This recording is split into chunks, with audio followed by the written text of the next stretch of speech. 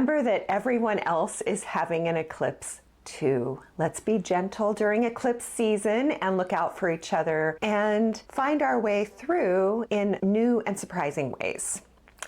My name's Elizabeth Russell, and we are here in the Dreamfruit Story Corner. Welcome to the world of Dreamfruit, where we are telling the story of the time, moon by moon, through a lunar punk lens that brings the astrology of the moment into your deep imagination. What we're going to do today, we will talk about the story of this lunar cycle, which goes from August 12th to September 9th. This is a Leo cycle with a new moon in Leo and a full moon in Pisces on August 27th. So we have lots to discuss. Mostly we want to be looking at the Sabian symbol for this lunar cycle, which is chickens intoxicated. And there's a lot to explore about this one, and we will be going into that here in a moment. First, I want to just offer you this really useful quote from Alain Jouffre. "The revolution we carry inside us will not look like us. So different is it that we hesitate to bring it into the world." So we want to be exploring what we can tolerate, but also what it is to be working with wildly different perceptual models of our world, of our time, of ourselves, of the lives that we've structured for ourselves. And again, we deal in story inside the world of Dreamfruit, partly because it activates the deep imagination. We really have three main pathways toward our birthright, earthling nature. And I find these to be enchanted pathways. One of them is the pathway of deep imagination, and story and image and symbol can activate that pathway for us. Another is the pathway of nature-based time, which is why we tell this story moon by moon. It's why we let the story of the sky, of the planets, of astrology inform what we are dreaming at this moment and dreaming into being. And the third pathway is the pathway of magical allies. And this is really giving ourselves permission to hold up an animistic lens as we look at the world. And this reminds us that we're not alone, that humans aren't the only ones who are dealing with this collective pickle of our time. In fact, it is a shared mutual world.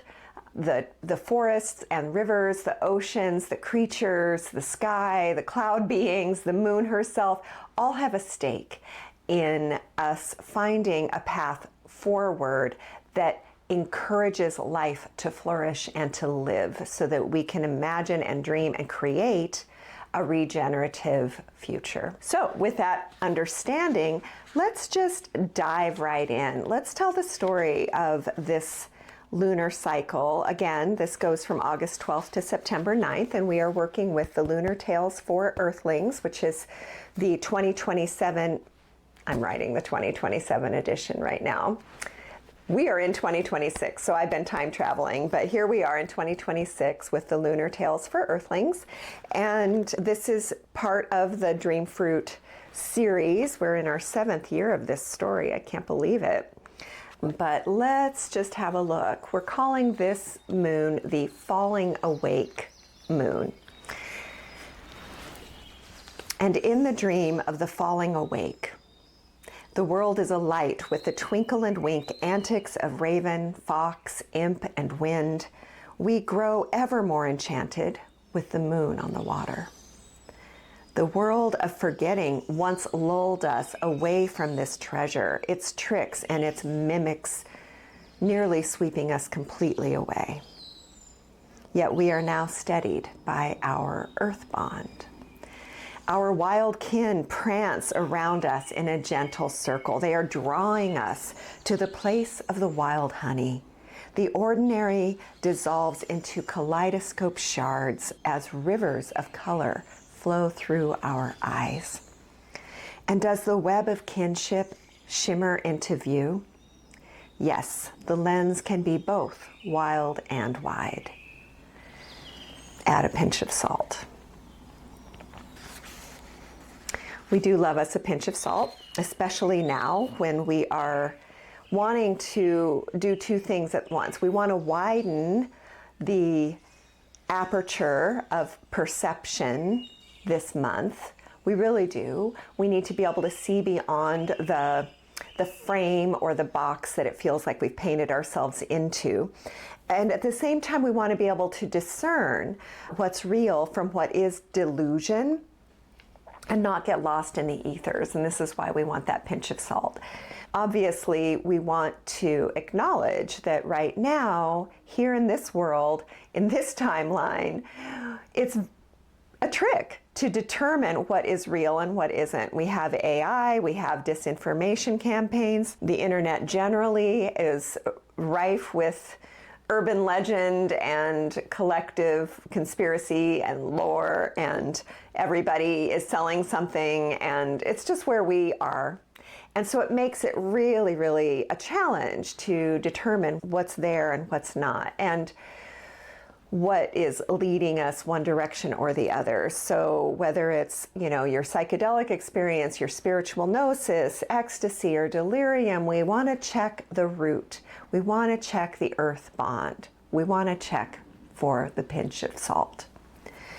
And a lot of the way we do this is by remembering who we are and our purpose, and allowing that purpose not so much to skip or jump, but to grow and deepen as we gather new information from our widened lens.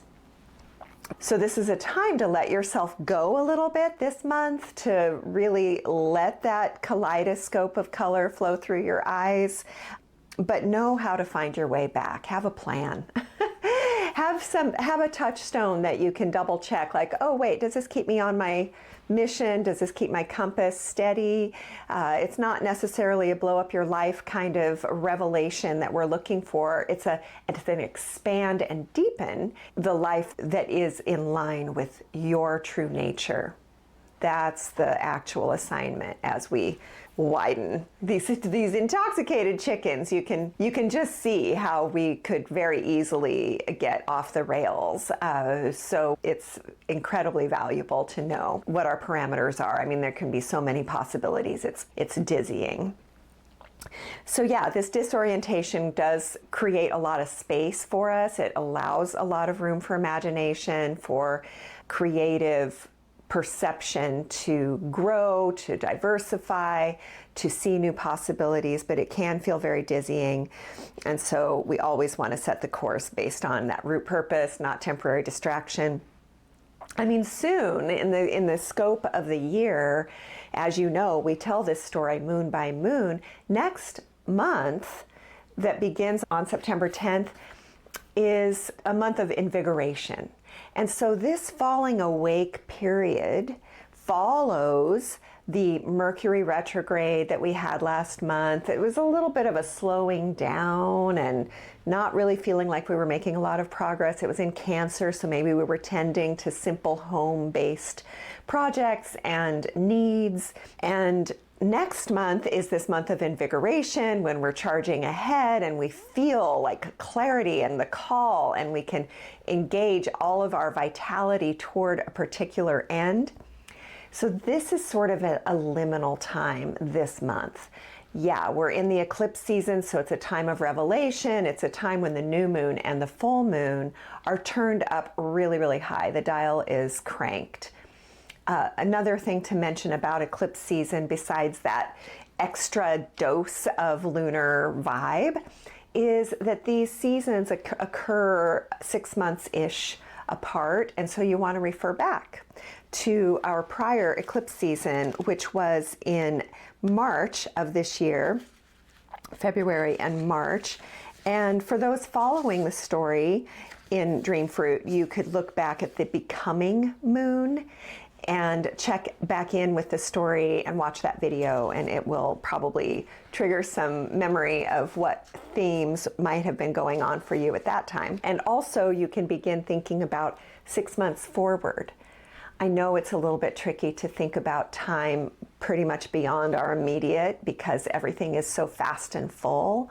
So Hopefully 6 months ahead and behind feels within reach for you to tap that part of your imagination, that part of your dreaming, that part of your thinking, that part of your goal setting, and to really let these eclipses work for you as points of realization, points of insight.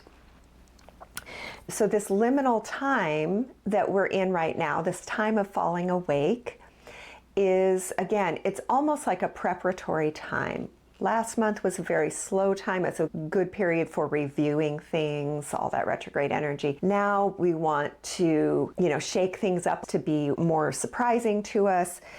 And then for sure, we'll be jumping into action, very, very energetic action next month. Yes, Mars is out of bounds. It's at its maximum out of bounds influence through August 28th. As you'll remember, the moon will be full on August 27th. So really, the weeks leading up to the full moon can feel pretty wild. It can be really active and maybe a little frenzied, and that is totally to be expected. And the other piece is that we are, as I mentioned, in a Leo cycle. So you want to, if you do the wishing practice that was put forth by astrologer Jan Spiller in New Moon Astrology, the suggestion is to write down 10 wishes in line with the Leo themes of creativity, generosity, playfulness, honor, and pride.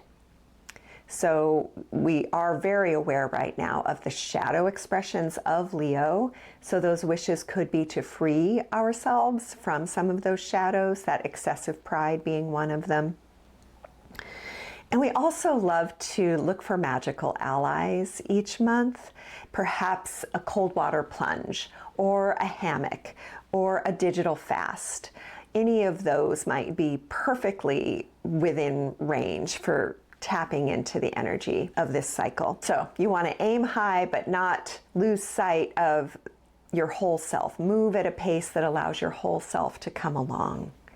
And so the prompt for journaling, or a question to carry in your pocket for this month: when is it time to snap out of it, and how do you?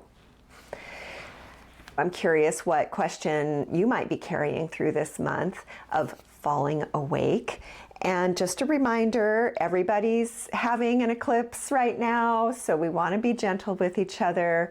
Also, I want to just say that as we work through the story of Dreamfruit and tell these lunar tales, we're telling them on behalf of a greater mission. And that mission is to call more and more of us back into our Earthling nature, our radical belonging with all life, with earth and sky. We truly are woven into this fabric of existence, and the more we remember that, the more we can act on its behalf. So I'm wishing you well. May it go well for you, and may it go well for us all.